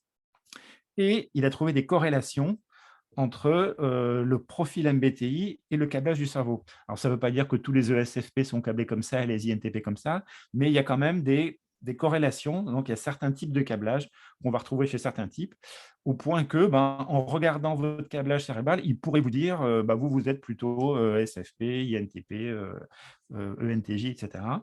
Donc, ce qui montre qu'il y a quand même ça montre que le modèle de Jung n'était pas farfelu, ce n'était pas juste comme ça une création ex nihilo, c'est basé sur un fonctionnement cérébral avéré. Alors, on n'a pas le temps de rentrer dans les détails, mais il y a aussi, par exemple, des fonctionnements cérébraux différents selon les personnes plutôt extraverties ou plutôt introverties. C'est une partie qui s'appelle le système d'activation réticulaire, qui ne fonctionne pas pareil chez les deux. Et les chemins entre la perception, enfin les cinq sens et le lobe frontal ne suivent pas le même chemin chez un introverti et un extraverti. Donc, tout ça pour dire que le modèle a été confirmé en grande partie par les neurosciences. Donc, ce n'est pas juste une spéculation. Non seulement les questionnaires sont validés statistiquement, ce qui est un premier point, mais en plus, le fonctionnement cérébral est lié au type. Alors, comment ça se passe dans la pratique quand vous passez, quand vous faites avec une personne qui est certifiée le MBTI ou le CCTI ou le Golden, hein, là, je parle des questionnaires professionnels. Alors, vous remplissez un questionnaire. Maintenant, ça se passe en général sur ordinateur. Ça peut aussi se faire sur papier, hein, on coche des cases et après on fait des totaux dans les colonnes. Et on remplit un questionnaire, mais on ne regarde pas le résultat tout de suite. Ensuite, on a un entretien avec quelqu'un qui vous explique en détail le modèle. Et à la suite de ça, vous dites, ben ouais, effectivement, j'ai compris le modèle et à mon avis, je suis de tel type. Donc, c'est ce qu'on appelle le type reconnu. Je me reconnais dans tel ou tel type sur la base des explications du praticien. Je peux avoir des hésitations sur certaines lettres, hein, mais je me reconnais plus ou moins dans un type. Et à ce moment-là, on regarde ce que dit le questionnaire et on a ce qu'on appelle le type apparent. Le questionnaire dit, bah, d'après vos réponses, vous êtes ENFP ou ENFJ. Alors parfois, ce n'est pas le même, hein, des fois, il y a une ou deux lettres de différence, ça peut arriver, parce que quand on remplit le questionnaire, ben, on se projette dans des situations. On vous dit, est-ce que vous êtes plutôt comme ci ou plutôt comme ça? Et si on pense, normalement, il faut répondre de manière spontanée, en disant, bah, en l'absence de contraintes, je ferai plutôt ça, mais c'est quand même difficile de s'empêcher d'évoquer des situations vécues. On va penser à telle situation au travail ou telle situation à la maison, et du coup, ça peut biaiser un petit peu les résultats. Même chose d'ailleurs dans le type reconnu, hein, c'est pas une science exacte, ça vous donne une indication, c'est pour ça que ça s'appelle l'indicateur. Heu et dans ce cas-là, ben, on creuse, hein, il y a différents moyens, comment vous réagissez au stress. On regarde les lettres non pas une par une, mais deux par deux, les deux lettres du milieu, les deux premières, les deux dernières. Hein, on travaille par combinaison. Enfin, il y a un certain nombre de méthodes comme ça pour approfondir, pour creuser, et ça permet normalement de valider le type. Et là, c'est le type validé. On dit, bah, youpi, ça y est, je sais quel est mon type. OK. Alors, je me perçois qu'il est presque 10 heures. Moi, je peux rester encore, comment dire, j'ai le temps de rester encore, on peut déborder. Je veux assurer juste que c'est OK pour vous si on déborde un peu pour la suite, c'est bon?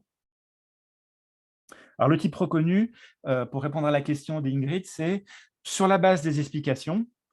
Sur la base des explications, hein, le praticien m'explique en détail, ça se manifeste comme ça, I, ça se manifeste comme ça, S, ça se manifeste comme ça, N, ça se manifeste comme ça. Et on dit, ah bah ouais, effectivement, compte tenu de votre description, de la description que vous en faites, je me reconnais dans I, dans S, dans F, dans J, par exemple. Hein. Donc ça, c'est le type reconnu. C'est celui dans lequel je me reconnais sur la base des explications du praticien. OK.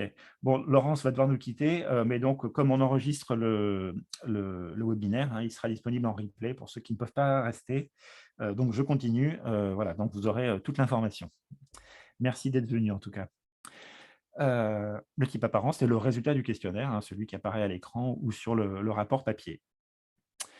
Alors là, on va voir rapidement, mais sans rentrer autant dans les détails que dans un véritable entretien, hein, qui dure plutôt 1 h 30, 2 heures. Un exemple de manifestation de la différence eux-oui, c'est que les extravertis, quand ils ont une décision à prendre ou un problème à résoudre, ils ont besoin d'en parler. Donc, ils vont voir les gens autour d'eux, alors voilà, ils ont besoin d'en parler et ça leur permet de réfléchir, ça les aide à réfléchir, d'en parler. Les introvertis, eux, ils ont plutôt tendance à se replier dans leur bulle et dans leur tête, ils réfléchissent. Et du coup, cette différence de comportement, elle peut être, ils peuvent s'agacer mutuellement. L'introverti va dire à l'extraverti: «Ouais, mais tu parles tout le temps, tu me saoules, tu l'as déjà dit 3 fois et en plus hier tu disais le contraire». Parce que ce qu'il ne comprend pas, c'est que l'extraverti pense tout haut parce que ça l'aide à réfléchir et inversement, l'extraverti va dire à l'introverti: «Ouais, mais tu dis rien, je ne sais pas ce que tu penses, dis quelque chose». Ça, c'est des conversations qu'on peut entendre souvent dans les couples, hein, quand il y en a un qui est extraverti et l'autre qui est introverti. Donc les différences peuvent créer des incompréhensions.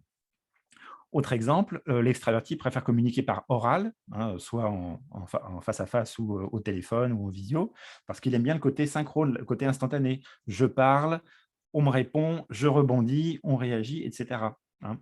Donc ça, il préfère l'oral, et l'introverti, lui, il préfère l'écrit, hein, donc le mail ou le texte, enfin le Messenger, et cetera, parce qu'il attend de réfléchir à ce qu'il va écrire, on lui répond, il réfléchit à ce qu'on lui a répondu, et voilà, et l'écrit lui va bien. Hem et quand le téléphone sonne à la maison, quel est celui qui se précipite pour décrocher? Bah, c'est l'extraverti. «Chouette, quelqu'un m'appelle!» alors que l'introverti se dit: «Oh là là, qu'est-ce qui m'appelle là? Il me dérange, je suis en train de faire quelque chose». Voilà. Heu, des fois, on a du mal à dire ce qu'on préfère, mais c'est plus facile dans ce cas-là de dire ce qu'on n'aime pas. Qu'est-ce qui serait le plus dur à supporter? D'être un week-end chez soi tout seul sans voir personne. Pour l'extraverti, ça va être dur. Ou au contraire, un week-end où vous avez des amis chez vous et vous n'avez pas une minute à vous. L'introverti, il aime bien ses amis, mais s'il n'a pas une minute à lui, ça va être dur, hein. Donc des fois, se poser la question, en termes de: «Qu'est-ce que j'aime pas? Qu'est-ce qui est le plus dur?» ça peut permettre des fois de lever l'incertitude. S ou N, alors les S, sensations, si je leur montre un œuf, je leur dis: «Bah, parle-moi de cet œuf». Bah, le S, il va regarder l'œuf, il va dire: «Bah, il a telle taille, telle couleur, tel poids, tiens, il y a des craquelures sur la coquille, tiens, il y a des petites taches». C'est vraiment qu'est-ce que mes 5 sens peuvent percevoir. Pour moi, c'est ça qui existe, c'est ce qui est, c'est ce que j'ai, sous les yeux, dans la main, ce que je vois, ce que j'entends, ce que je sens. Le N, il voit l'œuf, mais il va imaginer ce qui pourrait être. C'est pour ça que j'ai mis le tableau de Magritte. On lui montre un œuf et il peint un oiseau parce que pour lui, ben, l'oiseau, s'il était fécondé et couvé, ben, ça pourrait devenir un œuf. Voilà, ça évoque ça. Donc, c'est plutôt les possibilités, les significations. Alors, est-ce qu'on peut être extraverti dans le milieu personnel et introverti dans le milieu professionnel ou inversement?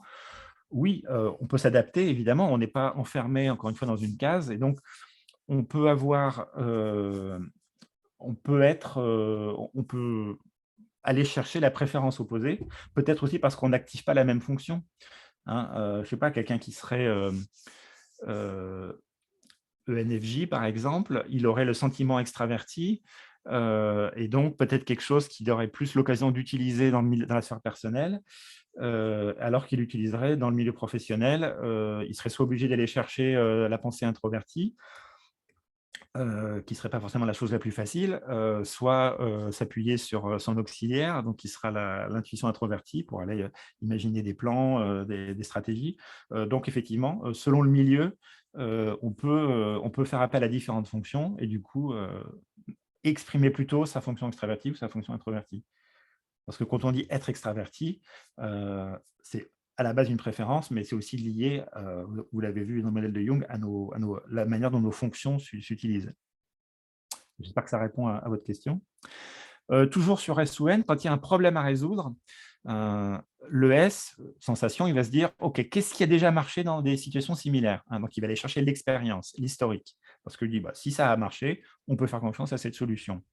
Le N, il va plutôt se dire: «Tiens, qu'est-ce qu'on pourrait imaginer comme solution nouvelle?» hein, imaginer des choses que personne n'a fait avant. Et là, on voit que les 2 sont vraiment complémentaires en résolution de problèmes, parce que des fois, ça ne sert à rien de réinventer la roue et puis des fois, bah, il faut aller imaginer quelque chose de nouveau.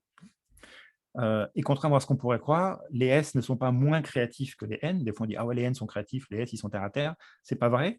Les S, ils sont très bons pour, améliorer des choses existantes. hein. Donc, ils vont prendre des solutions qui existent et ils vont les améliorer en changeant tel paramètre ou tel paramètre. Donc, ils peuvent être très créatifs, mais ils n'ont pas le même mode de créativité. Alors que le N, il préfère repartir d'une feuille blanche et imaginer un truc complètement nouveau. Merci Stéphanie, au revoir. Autre exemple, là c'est en termes de communication, et là ça s'entend quand les gens communiquent. Le S, il communique de manière précise et détaillée. Quand vous lui posez une question, il va vous répondre de manière séquentielle, structurée, détaillée, avec beaucoup d'informations. Si vous demandez votre chemin dans la rue à quelqu'un qui est de préférence sensation, il va vous faire un itinéraire détaillé. Le N, il est plutôt dans la globalité, hein. Il ne veut pas qu'on le noie sous les détails, et quand on lui pose une question, il répond de manière globale. Donc là aussi, ça peut s'entendre, ça peut se détecter dans le style de communication de la personne. Et pour illustrer la différence de vision du monde, un exercice que je fais faire en individuel ou en groupe, c'est de montrer une image. Alors, ça peut être un tableau, ça peut être une photo. Et c'est soit de dire aux gens, parlez-moi de cette image, ou alors faites un dessin à propos de cette image.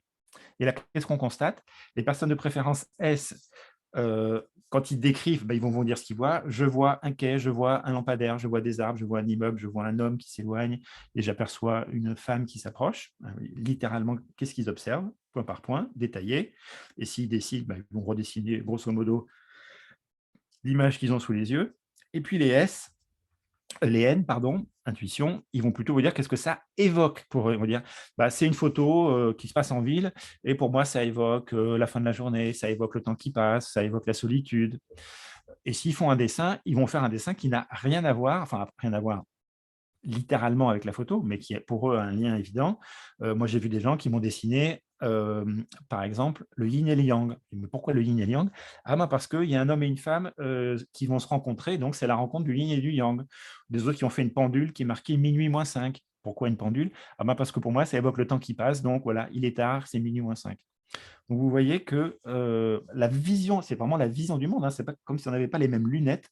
On ne voit pas le monde de la même manière selon qu'on est S ou selon qu'on est N. Et encore une fois, il n'y en a pas un qui est mieux que l'autre. Les deux sont utiles. Et l'idéal, c'est d'être capable d'utiliser les deux. Maintenant, la troisième lettre, T ou F. Donc là, c'est comment je prends mes décisions. Est-ce que les hommes sont plus N et les femmes sont plus S? Alors, sur le NS, pas trop de mémoire, il faudrait que je vérifie les statistiques, mais je n'ai pas souvenir d'une différence significative, très forte en tout cas, entre le N et le S, selon qu'on est homme ou femme. Par contre, sur le T ou le F, il y a une différence forte, hein, significative entre le T ou le F. Alors, je vais vous décrire le T ou le F, et puis je vous dirai après, certainement vous le devinerez, qui est plus souvent T, qui est plus souvent F. Alors, un moyen résumé de décrire le T ou le F, c'est que le T, la tête guide le cœur. Hein, c'est la tête qui pilote le navire. Chez le F, c'est plus le cœur qui guide la tête. Autre manière de le dire, c'est que pour un T, préférence pensée, une bonne décision, c'est une décision logique. Si elle est logique, elle a des chances d'être bonne. Si elle n'est pas logique, elle est probablement mauvaise.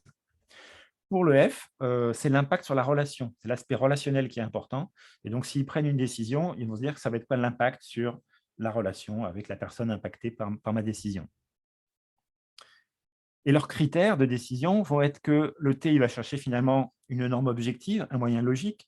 Ma situation, c'est ça. Mon objectif, c'est ça. Et c'est quoi un moyen logique de passer de la situation actuelle à la situation désirée? Donc, ils cherchent une réponse logique, objective, rationnelle. Pour eux, ça va être ça, leur manière de réfléchir. Et le F, lui, il va rechercher l'harmonie. Alors, souvenez-vous ce que je disais tout à l'heure, que les fonctions peuvent être extraverties ou introverties. Eh bien, par exemple, la recherche d'harmonie, selon que chez vous, si votre préférence, c'est le sentiment, selon qu'il est extraverti ou introverti, ça ne va pas se manifester tout à fait de la même manière. Chez une personne chez qui le sentiment est extraverti, par exemple un ENFJ, eh ben, il va chercher l'harmonie dans le monde extérieur, donc l'harmonie relationnelle, hein, à maintenir, à entretenir, à établir l'harmonie entre lui et les autres. Sentiment extraverti. Chez une personne chez qui le sentiment est introverti, c'est par exemple un INFP ou un ENFP, lui, il va chercher l'harmonie à l'intérieur, c'est-à-dire l'harmonie avec ses valeurs. Il va chercher à être aligné avec lui-même, hein. Donc, le mot harmonie, du coup, n'a pas le même sens selon que notre sentiment est extraverti ou introverti. Et on aurait les mêmes exemples sur la pensée ou les autres fonctions. Et puis, comment est-ce qu'on aide nos amis? Quand on a un ami qui a un problème, euh, bien sûr, on a envie de l'aider. Notre amie a un gros problème, elle est désespérée. Eh bien, selon ma préférence, la manière de l'aider ne sera pas la même. Si je suis T, qu'est-ce qui se passe dans ma tête? Ah, mon amie a un problème. Le but, c'est qu'elle n'ait plus de problème, donc il faut que je l'aide à trouver des solutions. Et le T, il va dire, est-ce que tu as essayé ça? Et si tu fais ça, qu'est-ce qui se passe? Est-ce que tu as demandé à un tel? Peut-être que tu pourrais essayer ça, hein. Je propose des solutions pour aider mes amis. Le F, lui, son réflexe, c'est mon ami ne se sent pas bien, il faut que je montre que je suis là, qu'on a une bonne relation, donc je vais le soutenir, l'encourager, le consoler. Je suis là, t'inquiète pas, je viens te voir, je pars pas, on est au téléphone, je raccroche pas, dis-moi tout ce que tu as à me dire, etc. Donc notre premier réflexe, ce sera l'un ou l'autre. Ce qui n'empêche pas le F de proposer des solutions à un moment donné ou le T d'encourager, mais vraiment, le premier réflexe spontané ne sera pas le même. Donc ça peut être un indicateur aussi. Alors, à votre avis, puisque je vous ai dit qu'il y avait là, par contre, un biais selon qu'on est homme ou femme, les hommes sont plus souvent quoi et les femmes sont plus souvent quoi, statistiquement? Là, c'est vérifié statistiquement. Voilà, le T pour les hommes et le F pour les femmes. Effectivement, il y a une différence significative. Voilà, femme F et homme T, tout à fait. Ce qui n'empêche pas qu'il y ait des femmes T et des hommes F, hein, bien sûr. Mais si on fait les stats sur un grand nombre de personnes, on voit qu'il y a quand même, les hommes sont plus souvent F. Et les femmes, les hommes sont plus souvent T et les femmes plus souvent F. Alors, dernière dimension, le J ou le P, ça dit comment je gère mon environnement. Si je suis J, eh ben, j'aime bien structurer, planifier, organiser, hein, parce que j'utilise dans le monde extérieur ma fonction de décision, pensée ou sentiment. Donc, j'aime bien, quand j'ai un truc à faire, le planifier et puis m'arranger pour le finir dans les temps et même en avance. J'aime bien me garder une marge de sécurité parce que je n'aime pas être pris par le temps. Donc, je planifie ce que je vais faire et je fais ce que j'ai planifié. Et je finis en avance pour avoir une marge de sécurité. Quand je suis P, bon, je prends les choses comme elles viennent. Si j'ai un truc à faire pour une date limite, bon, je vais commencer de temps en temps à m'y intéresser, mais ce sera surtout vers la fin, hein, les jours ou les heures qui précèdent le moment limite, où je dis « Ah, j'ai un truc à faire ». Mais en fait, moi, ça me plaît bien parce que l'adrénaline, c'est mon carburant. Donc, la pression du temps, ça me stimule et j'ai tendance à faire les choses plutôt à la fin, ce qui ne m'empêche pas de faire du travail de bonne qualité, mais je vais plutôt être à ce moment-là plutôt dans l'urgence. Moi, ça me stimule. C'est comme ça que le P fonctionne. Et puis, ils ont aussi cette recherche des opportunités. Ils aiment bien dire « Ah tiens, je pourrais faire ça ou je pourrais faire ça. Ah tiens, ça me donne une idée, je vais faire ça. » Ils captent tout ce qu'il y a dans l'environnement grâce à leur fonction de perception extravertie pour l'utiliser et s'y adapter. En termes de décision, les J, ils aiment bien décider dès qu'ils peuvent, dès qu'ils ont assez d'informations, parce que tant qu'ils n'ont pas décidé, ils se sentent bloqués. Et donc, ils ont besoin de décider pour avancer, hein. Pour eux, décider, c'est avancer. Une fois que j'ai décidé ce que je fais, ben, je peux planifier la suite, alors que sinon, je suis bloqué. Le P, c'est exactement l'inverse. Il décide le plus tard possible, parce que tant qu'il n'a pas décidé, bah, tout reste possible, c'est magique. Et puis, si on dit, bah, écoute, la date approche, là, la date des vacances approche, il faut que tu décides, est-ce que tu vas en Grèce ou est-ce que tu vas en Islande? Et donc, bah, il dit, bon, d'accord, allez, je vais aller en Grèce. Et pour lui, choisir, c'est renoncer à tout le reste, c'est renoncer à des possibilités, hein. Donc, le P décide le plus tard possible. Donc, imaginez, hein, quand il y a des gens qui organisent quelque chose, au travail, s'il y en a un qui est J et l'autre qui est P, ou dans un couple, hein, on organise les vacances, il peut y avoir des discussions animées. On a vu que le J n'aime pas travailler sous la pression du temps, il aime avoir le temps de s'organiser et de planifier, alors que le P, ben, l'adrénaline, c'est son carburant. OK? Bon, là, j'ai expliqué très rapidement les différentes fonctions. Dans un entretien, évidemment, on va beaucoup plus en détail, on prend plus en profondeur, mais sur la base de mes explications, est-ce que ceux qui n'avaient pas passé le questionnaire ou ceux qui avaient oublié, est-ce que vous pouvez voilà, formuler une hypothèse sur votre type suite à mes explications? Entre donc E ou I, S ou N, T ou F, OK. Géraldine confirme. ISFJ, très bien. Ah, il y a deux Géraldine, d'accord. Deux Géraldine. Ouais. O de SFP, ESFJ ou ENFJ, d'accord. Alors après, voilà, quand on hésite entre ESFJ et ENFJ, donc c'est-à-dire qu'il y a une incertitude sur le S ou le N, alors on peut déjà regarder ce que dirait le questionnaire, et puis aussi regarder les lettres deux par deux, par exemple, comparer à ce qu'on appelle les paires fonctionnelles. Est-ce que c'est plutôt SF ou NF? Parce que les SF ou les NF n'ont pas le même fonctionnement, évidemment, pas les mêmes centres d'intérêt.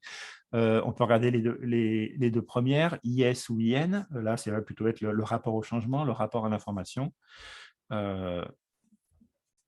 Donc, c'est des moyens, et puis de voir réfléchir aussi en situation de stress. Enfin, voilà, il y a différentes manières d'aller creuser ça. Aussi ENFP, ENFJ, OK. Alors, on avance un petit peu, on approche de la fin. Donc, la question que j'aimerais poser, c'est est-ce que vous avez joué aux échecs? Et il y a des gens qui me disent: «Oh bah, ouais, je connais les règles, hein, je sais que voilà, le pion, il avance d'une case, ou de 2 cases à la fois, le fou, il va en diagonale, comment dire? La tour, elle va en horizontale ou en verticale.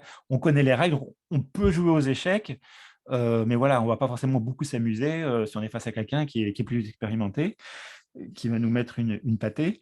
Hem Et en fait, bah, connaître les 4 lettres, c'est un peu pareil. C'est que vous venez d'apprendre les règles des échecs, mais maintenant, allez, il va falloir explorer les différentes manières d'ouvrir, les différentes manières de répondre aux attaques, et cetera, d'éviter l'échec et mat. Et ben, le MBTI, c'est pareil. Vous avez appris vos 4 lettres et maintenant, bah, voilà, c'est là que ça devient intéressant, d'aller plus loin.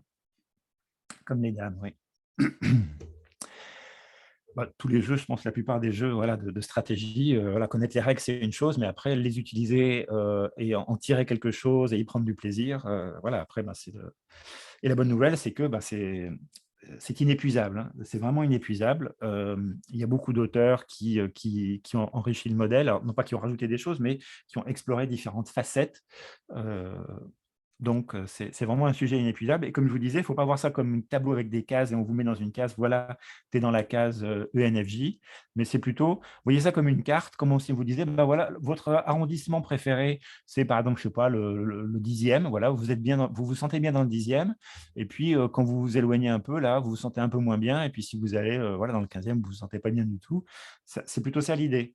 Mais la bonne nouvelle, bah, c'est que vous pouvez explorer, vous n'êtes pas enfermé, il n'y a pas de frontières, il n'y a pas de poste aux frontières et de garde-barrière aux limites de l'arrondissement. Vous pouvez en sortir et puis vous éloigner de votre zone de confort pour l'agrandir. Et la bonne nouvelle, enfin l'autre bonne nouvelle, c'est que Jung nous a donné la boussole. Il nous a dit, bah, OK, vous n'êtes pas là planté au milieu d'une carte avec vous êtes ici et puis débrouillez-vous. Il y a euh, une boussole ou peut-être maintenant un GPS. Enfin, si ce n'est qu'un GPS, il vous dit tournez à gauche, tournez à droite, alors que la boussole, il faut quand même interpréter ce qu'elle nous dit et comparer avec la carte. Donc, je préfère l'analogie de la boussole que celle du GPS. Et cette boussole, c'est quoi? Et cette carte, c'est ce qu'on appelle la dynamique du type. Alors, dynamique du type, c'est le fait que le métier n'est pas statique, même si le type ne change pas, c'est comme l'ADN ou le fait d'être droitier ou gaucher, ça ne change pas, c'est comme ça. Mais par contre, de même que notre ADN ne change pas, mais notre corps évolue, ou de même qu'on est droitier et qu'on peut apprendre à devenir de plus en plus habile de la main gauche, c'est pareil pour le type. On a un point de départ, mais il y a tout un chemin qui est disponible à nous. Alors, j'ai déjà parlé de la dominante qui est, comme son nom l'indique, dominante, elle est là, bien installée, bien ancrée. Puis elle est secondée par la fameuse auxiliaire. Donc ça, c'est les deux lettres de notre type. Mais ça ne s'arrête pas là. En fait, on a les autres fonctions, mais elles sont un petit peu en sommeil. Elles sont dans l'ombre. Et d'ailleurs, le terme d'ombre est aussi utilisé par Jung. On a la troisième qui s'appelle, devinez quoi, la tertiaire. Et puis la petite dernière, on ne l'appelle pas la quaternaire, on l'appelle l'inférieure parce qu'elle est quelque part tout en bas. Et donc, vous voyez, les couleurs s'estompent de plus en plus parce que on connaît bien notre dominante et non auxiliaire puisqu'on s'en sert tous les jours. Par contre, la tertiaire et l'inférieure, elles sont la plupart du temps en sommeil. Elles sont inutilisées, on ne sait même pas qu'elles sont là. Alors, il y a premièrement un processus naturel, c'est-à-dire que la dominante, elle s'affirme dès l'enfance. Un enfant extraverti ou introverti, on voit tout de suite, l'enfant qui va tout le temps jouer avec ses copains ou l'enfant qui est dans sa chambre avec son bouquin et qui ne demande rien à personne. Extraversion, introversion, ou la fonction dominante, elle est là dès l'enfance. Après, à l'adolescence, il y a l'auxiliaire qui arrive, enfin qui était déjà, je dirais, en germe, mais qui s'exprime à la fin de l'adolescence et à l'âge adulte. Donc, on construit sa vie d'adulte, notamment ses choix professionnels, à partir de sa dominante et de son auxiliaire, notamment les choix professionnels. Et donc, on va choisir de s'intéresser plutôt aux sciences sociales, à l'ingénierie, à la psychologie, à la finance, etc. Donc là, on construit notre vie. Et puis arrive la quarantaine, alors ce n'est pas le matin des 40 ans, hein, des fois c'est un peu avant, des fois c'est un peu après, mais il y a cette fameuse crise de la mi-vie qui fait que la tertiaire et l'inférieure qui étaient bien sagement rangées dans un tiroir, elle commence à pointer le bout du nez, à dire Coco, on est là, il faut que tu t'intéresses à nous. Simplement, comme elles sont opposées par définition, hein, la tertiaire est opposée à l'auxiliaire et l'inférieure à la dominante, c'est vraiment l'opposé de nous-mêmes, hein, c'est le Mr. Hyde de nous, gentils Dr. Jekyll, qui sont notre opposé total. Et donc, quand elles commencent à se manifester, alors en fait, on commence à se poser des questions. C'est pour ça qu'à la mi-vie, les gens disent bah, finalement, est-ce que j'ai envie de continuer dans ce métier-là ou de faire ça, ou ce loisir qui m'amusait, maintenant, ça ne m'intéresse plus, j'ai envie de faire autre chose. Voilà, on remet en question un certain nombre de choix de jeunesse. Et ces choix de jeunesse, en fait, alors il y a des gens qui se contentent de changer de métier, comme je l'ai fait. Il y a des gens qui s'achètent une voiture de sport, des gens qui changent de loisir, ils laissent tomber je sais pas, la course à pied et puis ils se mettent à faire de la poterie. Enfin bon, il y a différentes manières de s'exprimer. Il y a des gens qui changent aussi de conjoint, ça peut arriver. Mais en tout cas, il y a au minimum des questionnements, des turbulences, et puis parfois, on apporte des changements dans notre vie, hein. On change de métier ou autre. Et puis, l'inférieur aussi, hein, qui se manifeste déjà à la mi-vie et qu'on peut enfin commencer à apprivoiser à la maturité. Alors, si on ne fait rien, ça va se passer tout seul, mais avec des turbulences plus ou moins fortes. Si on est prévenu, on peut se dire: «Ah ouais, je sais ce qui se passe, c'est, ma tertiaire et mon inférieur qui arrivent et voilà ce que ça me dit. Voilà comment ça peut se passer chez moi». Heu, Sachant que, comme je vous l'ai dit, la dominante et l'auxiliaire, elles sont conscientes. On est là, elles sont là, on les utilise. La tertiaire et l'inférieure, heu, elles sont en sommeil, mais elles peuvent quand même se réveiller, on peut les détecter, avant, même quand on est un jeune adulte.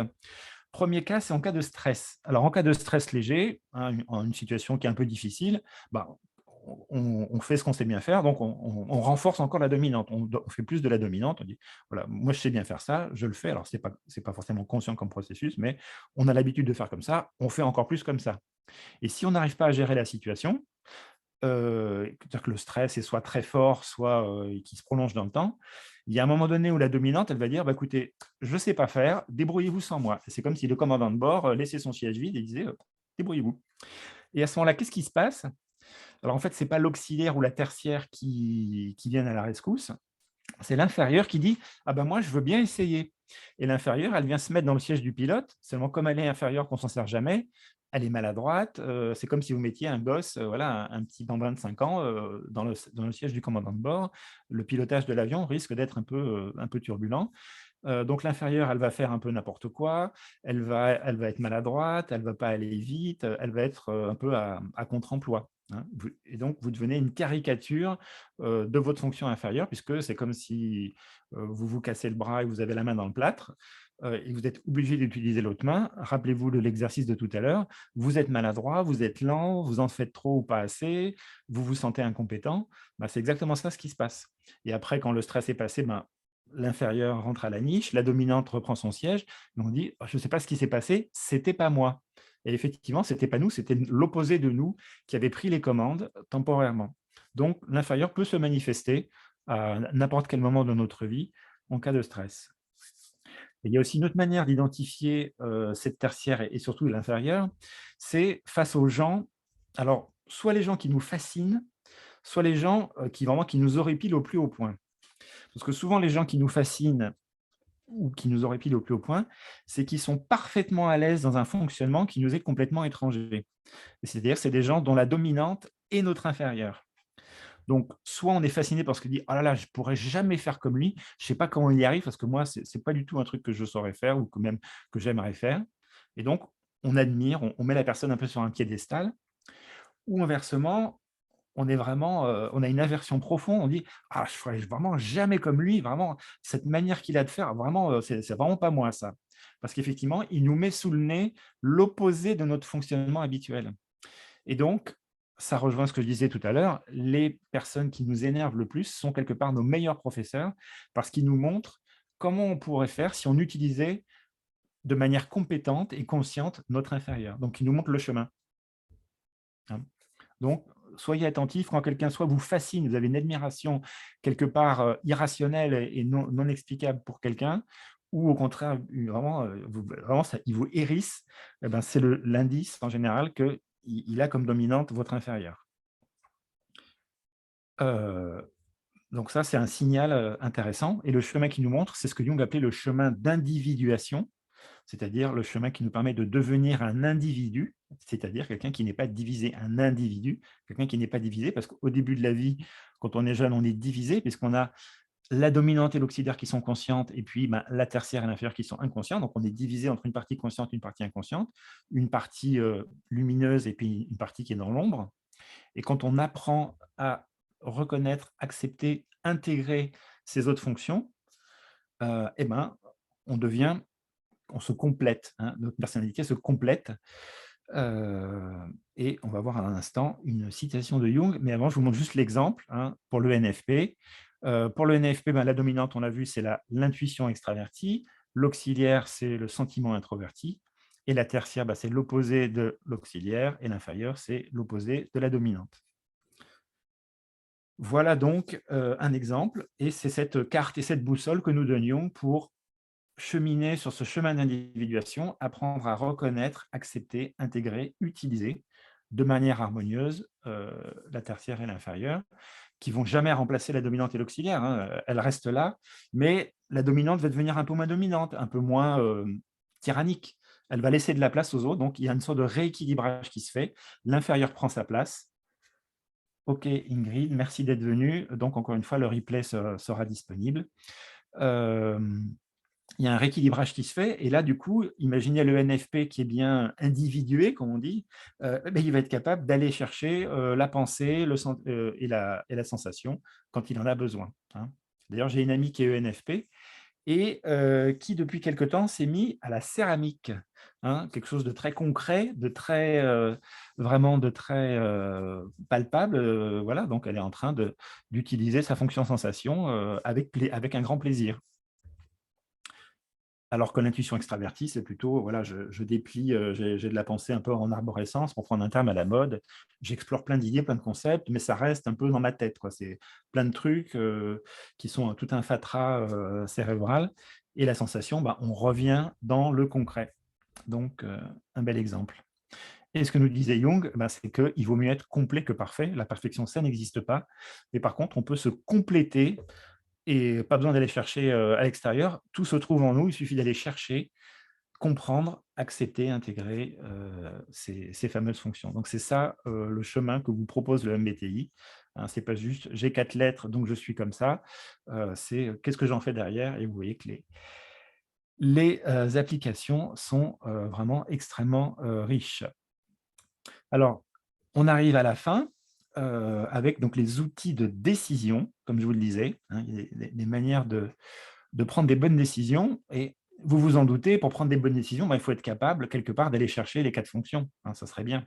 Et c'est à la fois un outil pour prendre des bonnes décisions, et puis un outil pour, sans attendre la crise de la mi-vie, sans attendre les situations de stress, aller chercher ces fonctions un peu mal aimées, qu'on ignore ou qu'on n'aime pas, et pour leur dire, mais venez à la table, à 4 autour de la table, on sera beaucoup plus efficace que si on n'est que 2. Et cet outil, le voici. Alors en fait, vous allez voir, ça n'a rien de sorcier, ça s'appuie simplement sur les 4 fonctions. Alors quand on est face à un problème ou quand on a une décision à prendre, ça serait bien de commencer par activer la sensation, de mettre ses lunettes sensation, c'est-à-dire de se dire, c'est quoi les faits que j'ai là sous les yeux, que je peux utiliser. Quelles sont l'expérience, l'historique de la situation, les ressources que j'ai à disposition, qu'est-ce qui se passe maintenant, le présent, et puis le passé. Donc, c'est regarder le monde avec un regard de type sensation. Et ensuite, changer de lunettes. J'enlève mes lunettes sensation, je mets mes lunettes intuition. Et là, maintenant, je change de focale. J'ai plutôt une vision globale. Je suis moins dans les détails, mais j'explore les possibilités. Est-ce que je peux faire des liens avec d'autres situations? Si j'extrapole ce qui s'est passé avant, à quoi le futur peut ressembler? C'est quoi les tendances? C'est quoi les options? À quoi l'avenir peut ressembler? Et si j'ai ce double regard, là, j'ai vraiment un regard en stéréo. C'est comme passer de la mono à la stéréo ou de passer de la 2D à la 3D. J'ai un regard en relief, j'ai examiné ma situation avec un regard sensation, avec un regard intuition. Donc là, j'ai vraiment un dossier solide, à la fois avec une partie historique et une partie prospective. Et maintenant, il va falloir que je prenne ma décision. Alors, ma décision, je vais commencer par charger mon logiciel logique, mon mode pensée, donc me dire, OK, j'ai différentes options, c'est quoi les avantages, c'est quoi les inconvénients, c'est quoi les risques et les opportunités, d'un point de vue objectif et avec un souci d'efficacité, comment je peux passer de la situation actuelle à la situation que je souhaite. Donc, ça me génère peut-être 3-4 possibilités logiques.